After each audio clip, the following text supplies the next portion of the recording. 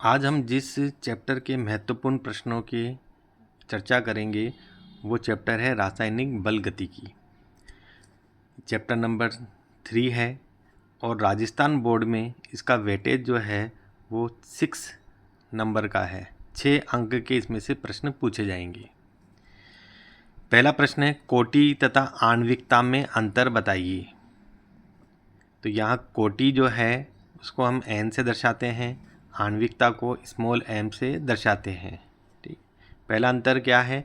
वेग नियम में सांद्रता के घातांकों का योग अभिक्रिया की कोटि कहलाता है और किसी प्राथमिक रासायनिक अभिक्रिया में भाग ले रहे अभिकारकों के अणुओं की कुल संख्या आणविकता कहलाती है। ठीक है, अब वेग नियम जो है प्रायोगिक राशि है तो कोटि भी कैसी राशि हो गई? प्रायोगिक राशि हो गई। ठीक है, आणविकता कैसी राशि है? सैद्धांतिक राशि है, ये प्रायोगिक राशि है। हम किसी रासायनिक अभिक्रिया के समीकरण को देखकर कोटि के बारे में नहीं बता सकते, लेकिन आणविकता के बारे में हम बता सकते हैं। कोटि का पूर्णांक होना आवश्यक नहीं, ये शून्य या भिन्नात्मक हो सकती है। यह हमेशा पूर्णांक होती है, यह शून्य या भिन्नात्मक नहीं होती। समझ रहे हैं? आणविकता जो है किसी रासायनिक अभिक्रिया में भाग लेने वाले अणुओं, परमाणुओं या आयनों की संख्या है, वो कभी भी शून्य या भिन्नात्मक नहीं हो सकते। कोटि अभिक्रिया की क्रियाविधि को निर्धारित करती है, यह अभिक्रिया की क्रियाविधि को निर्धारित नहीं करती।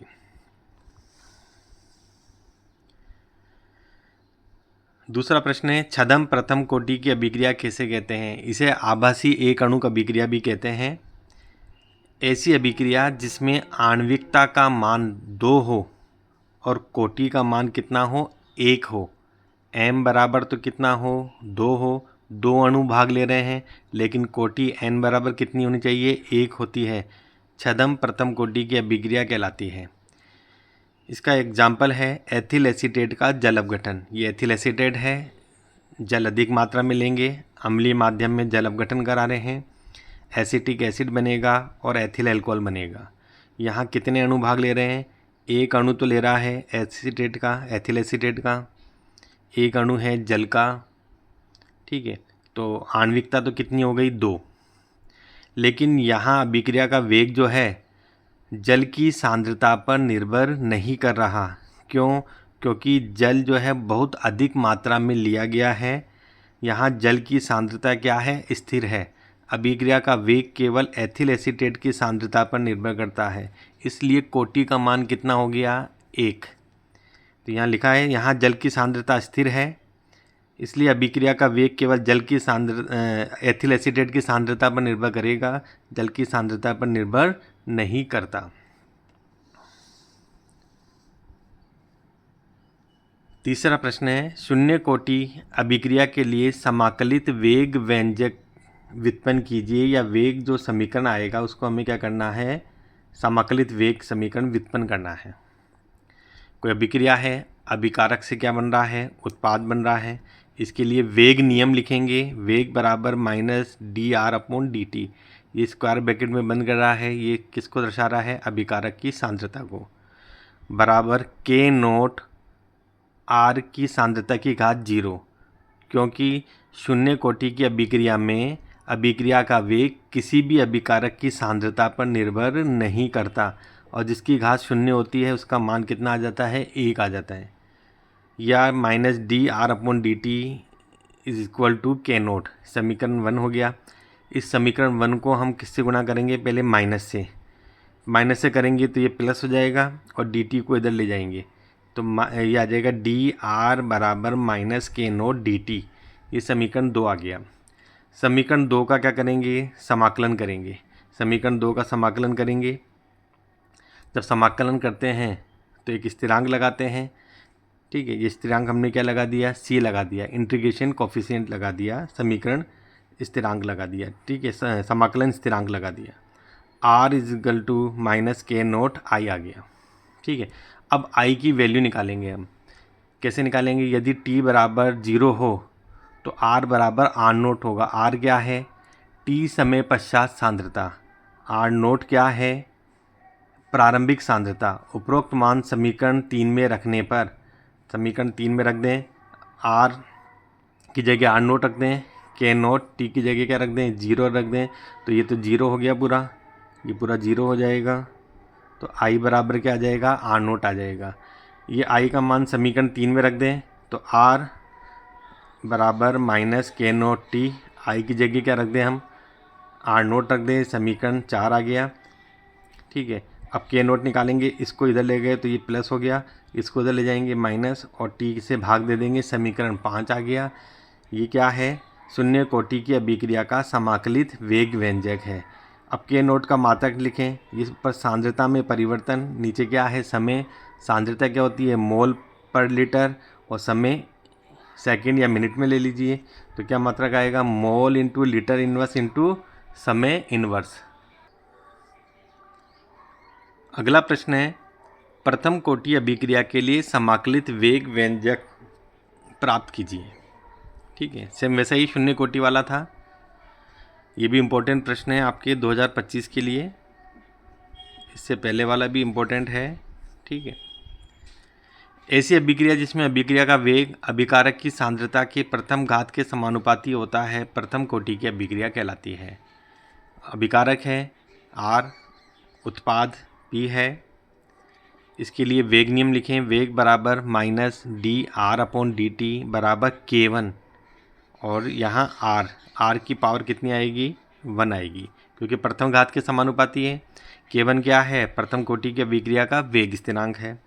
समीकरण 1 को माइनस से गुणा करें तो ये माइनस क्या हो जाएगा, प्लस, ये माइनस। ठीक है, तो इस आर को इधर ले आएंगे नीचे, तो ये आ जाएगा डी आर अपॉन आर बराबर माइनस K1 डी टी, समीकरण 2 आ गया। इस समीकरण 2 का क्या करेंगे, अब हम समाकलन करेंगे। समाकलन करेंगे तो यहाँ पर थोड़ा सा आपको याद रखना पड़ेगा कि इसका समाकलन करेंगे डी आर अपॉन आर का, तो नेचुरल लॉग आर आएगा, आर की सांद्रता है। ठीक है, माइनस यहाँ से डी हट जाएगा, K1 टी, और समाकलन स्थिरांक आई आ जाएगा। अब आई की वैल्यू निकालें, यदि टी बराबर 0 हो तो आर बराबर आर नोट होगा। समय अगर 0 है तो टी समय पश्चात वाली सांद्रता प्रारंभिक सांद्रता की क्या होगी, बराबर होगी। ये मान समीकरण 3 में रख दें। Natural log R naught, R की जगह आर नोट रखा, K1 टी की जगह 0 रखेंगे, तो ये तो पूरा 0 हो गया। तो आई बराबर क्या आ गया, नेचुरल लॉग आर नोट आ जाएगा। आई बराबर नेचुरल लॉग आर नोट आ गया। आई का मान समीकरण 3 में रखने पर natural log R minus K1 T plus natural log R naught आ गया। ये समीकरण 4 हो गया। माइनस K1 टी को इधर ले जाएंगे और इसको इधर लेके आएंगे, तो ये आ जाएगा K1 T is equal to natural log R naught minus natural log R. ठीक है, एक फॉर्मूला होता है log m minus N, log m minus N बराबर log m बटे एन होता है। तो इसको हम क्या लिख देंगे, टी को तो नीचे लिया है, natural log R naught upon R, और नेचुरल लॉग को जब लॉग बेस 10 में चेंज करते हैं तो कितने से मल्टीप्लाई करते हैं, 2.303 से करते हैं। ये रिलेशन याद रखना, नेचुरल लॉग बराबर माइनस 2.303 लॉग बेस 10 होता है। तो नेचुरल लॉग को हमने यहाँ से हटा दिया, इसकी जगह क्या लिखा, 2.303 upon T log R naught upon R. बहुत इंपॉर्टेंट फार्मूला है, इस साल इस पे न्यूमेरिकल बिल्कुल आएगा, कोई याद रखना है। आर नोट क्या है, प्रारंभिक सांद्रता, आर क्या है, टी समय पश्चात सांद्रता है। समीकरण 5 जो है प्रथम कोटि के अभिक्रिया का क्या है, समाकलित वेग समीकरण है। अब वेग स्थिरांक का मात्रक निकालेंगे तो क्या आएगा, समय इन्वर्स। कैसे आएगा, K1 का मात्रक निकालना है, ये समय है, ये आर नोट, आर क्या है सांद्रता, ये कैंसिल हो जाएंगे और क्या बचेगा, केवल समय। तो K1 का मात्रक क्या आएगा, समय इन्वर्स, चाहे मिनट इन्वर्स हो या सेकंड इन्वर्स हो। ठीक है, ये 2 फॉर्मूले याद रखने हैं।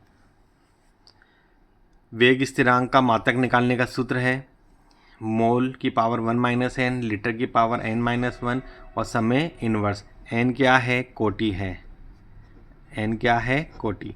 शून्य कोटि की अभिक्रिया के लिए n का मान 0 रख देंगे, तो mole into litre inverse into समय इन्वर्स।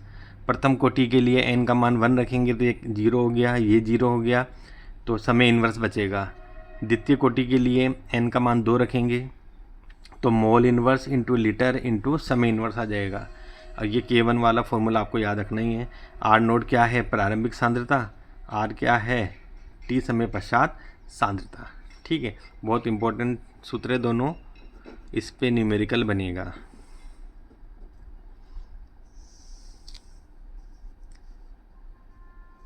पांचवा प्रश्न, अर्धायुकाल किसे कहते हैं और इससे संबंधित आंकिक प्रश्न। पिछली बार जो है प्रथम कोटि के लिए आया था, इस बार जो है शून्य कोटि के अर्धायुकाल का सूत्र आपको याद रखना है, इस पे न्यूमेरिकल आ सकता है।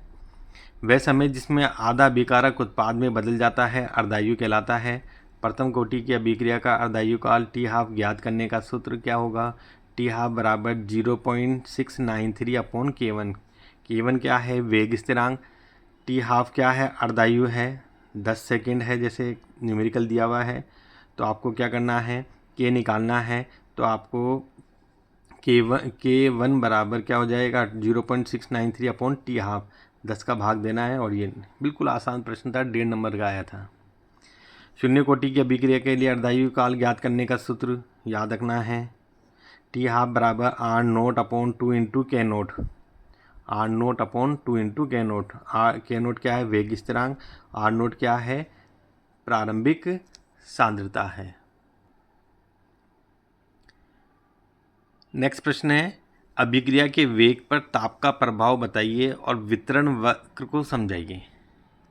ठीक है, ताप में वृद्धि करने पर अभिकारकों के अणुओं की गतिज ऊर्जा में वृद्धि हो जाती है, जिसके फलस्वरूप अभिक्रिया का वेग बढ़ जाता है। ताप बढ़ाएंगे तो वेग भी क्या होगा? बढ़ेगा। ठीक है, और क्या याद रखना है? ये देखा गया है कि 10 डिग्री सेल्सियस ताप बढ़ाने पर अधिकांश अभिक्रियाओं का वेग लगभग दुगुना हो जाता है। ठीक है, इसको मैक्सवेल वोल्टेज मान वितरण वक्र से हम बता सकते हैं। ये वक्र बनाएंगे, अणुओं का अंश, मतलब कितने अणु हैं आपके पास में, उनका अंश निकालेंगे, NE upon NT। E energy वाले कुल कितने अणु हैं और टोटल अणु। ठीक है, यहाँ हम गतिज ऊर्जा लेंगे।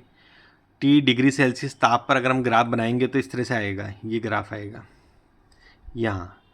और ये जो एरिया आ रहा है, ये क्षेत्रफल, ये अणुओं का जो अंश है उनकी ऊर्जा जो है सक्रियण ऊर्जा के बराबर उनको ऊर्जा है उनके पास में, और वो उत्पाद में बदलेंगे।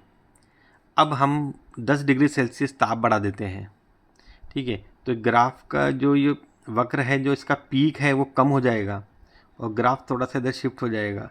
तो यहाँ पर ये एरिया देखो आप जस्ट डबल हो गया है। ठीक है, पहले वाला देखिए, ये क्षेत्र T डिग्री सेल्सियस ताप पर अभिक्रिया करने वाले अणुओं को दर्शाता है। अब ये एरिया डबल हो गया। यह क्षेत्र T degree Celsius plus 10 degree Celsius ताप पर 10 डिग्री सेल्सियस की वृद्धि कर दी हमने, अभिक्रिया करने वाले अतिरिक्त अणुओं को दर्शाता है। तो ये एरिया डबल हो गया, इस कारण अभिक्रिया का वेग भी लगभग क्या हो जाता है? दुगना हो जाता है। यहाँ पर अति संभाव्य गतिज ऊर्जा क्या होती है? ये पीक जो है अति संभाव्य गतिज ऊर्जा को बताता है। वक्र का शीर्ष इसे दर्शाता है। यह अणुओं के सर्वाधिक अंश की गतिज ऊर्जा होती है। नेक्स्ट प्रश्न है, अभिक्रिया के वेग तथा विशिष्ट अभिक्रिया वेग में अंतर बताइए। अभिक्रिया का वेग जानते हैं, अभिकारक या उत्पाद की सांद्रता में इकाई समय में होने वाला परिवर्तन अभिक्रिया का वेग कहलाता है। इसके प्रकार बताए थे, औसत वेग है, ताक्षणिक वेग है। ठीक है, वेग नियम क्या होता है? वेग नियम का दूसरा नाम क्या है? वेग समीकरण। अभिक्रिया के वेग व अभिकारकों की सांद्रता के मध्य जो गणितीय संबंध होता है उसे क्या कहते हैं? वेग नियम या वेग समीकरण या वेग व्यंजक कहते हैं। और यह एक प्रायोगिक राशि है, प्रयोगों द्वारा निर्धारित होता है वेग नियम। ठीक है, विशिष्ट अभिक्रिया वेग, इसको वेग स्थिरांक भी कहते हैं। वेग नियम में जो समानुपातिक स्थिरांक प्राप्त होता है उसे ही विशिष्ट अभिक्रिया वेग कहते हैं। जैसे किसी भी अभिक्रिया के लिए अगर हम वेग नियम लिखें, वेग समीकरण लिखें, तो वेग बराबर के अभिकारकों की सांद्रता, जैसे A है इसकी घात x और B है इसकी घात y, ये वेग नियम है।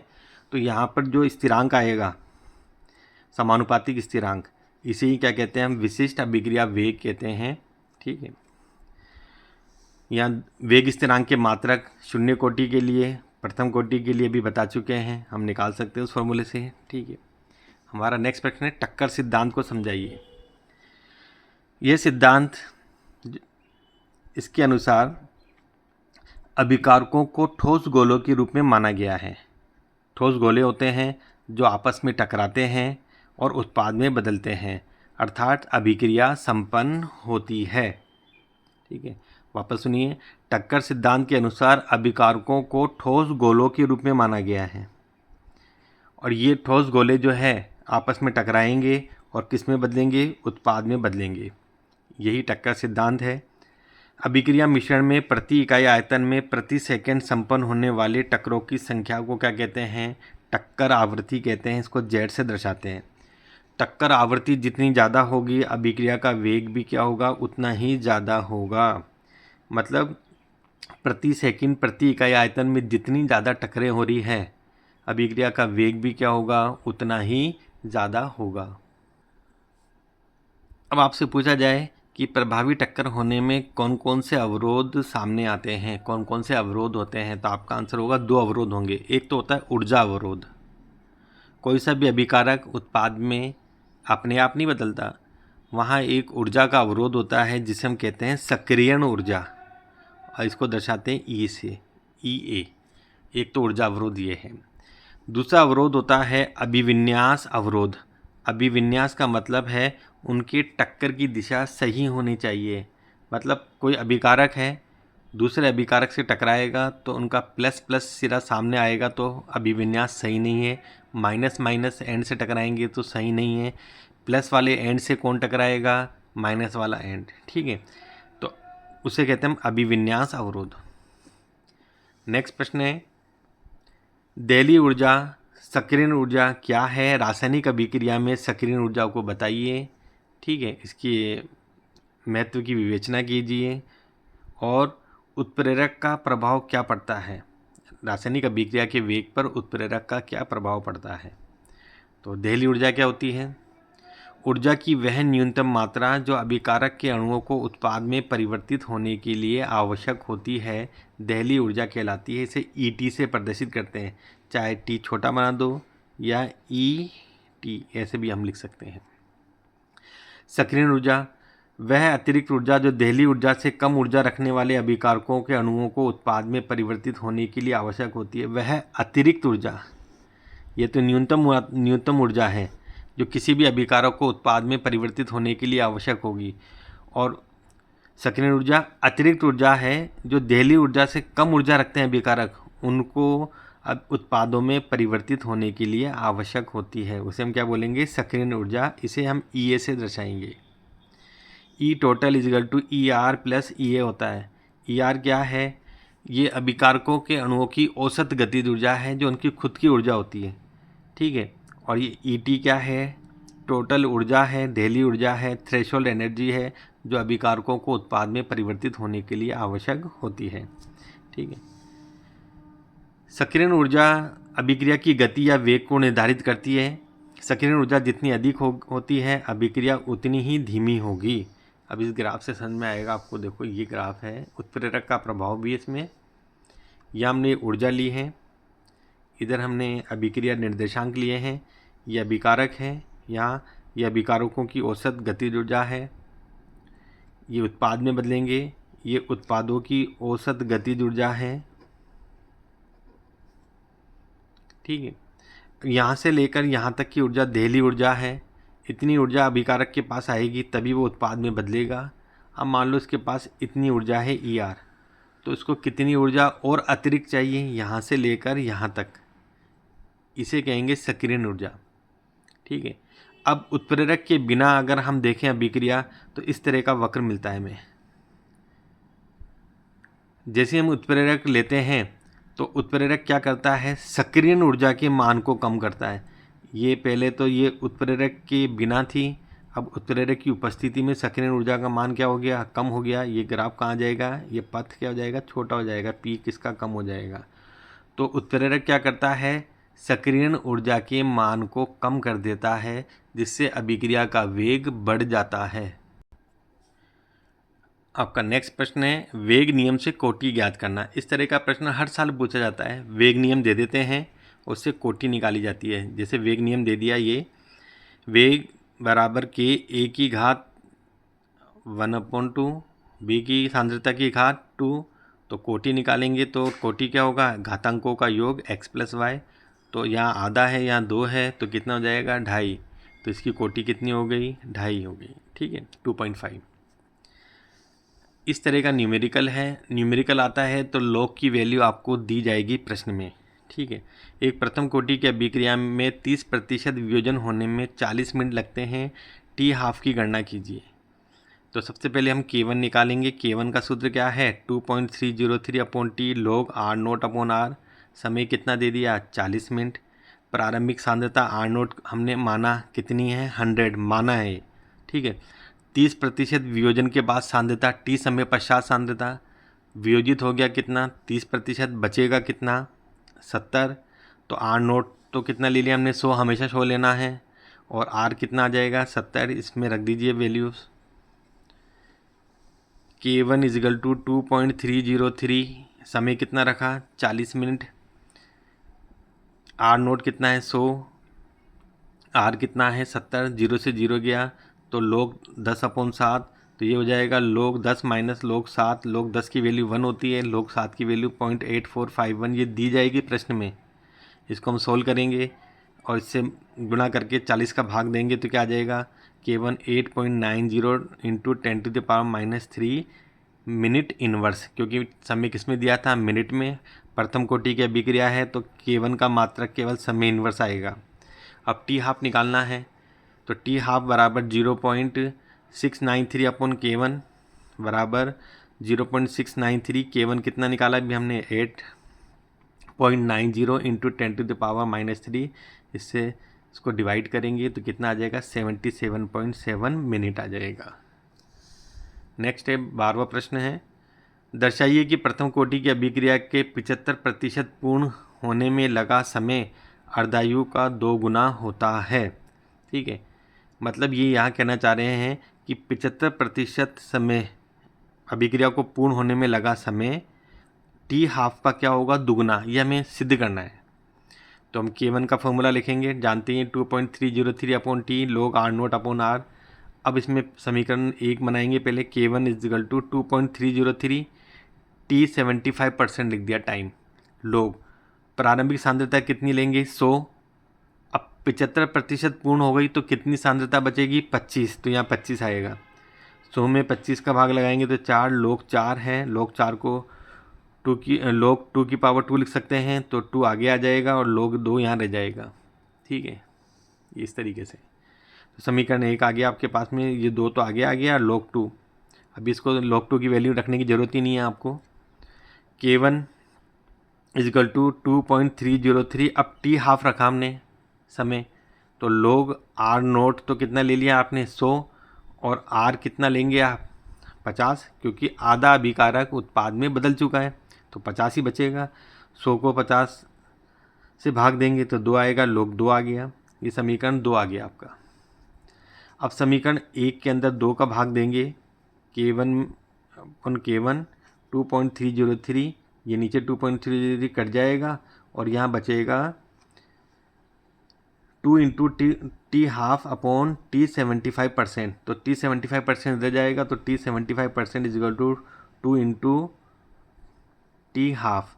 मतलब किसी भी अभिक्रिया, प्रथम कोटि की अभिक्रिया है, वो 75% पूर्ण होती है तो इसमें लगने वाला समय अर्धायु काल का क्या होता है, दुगुना होता है।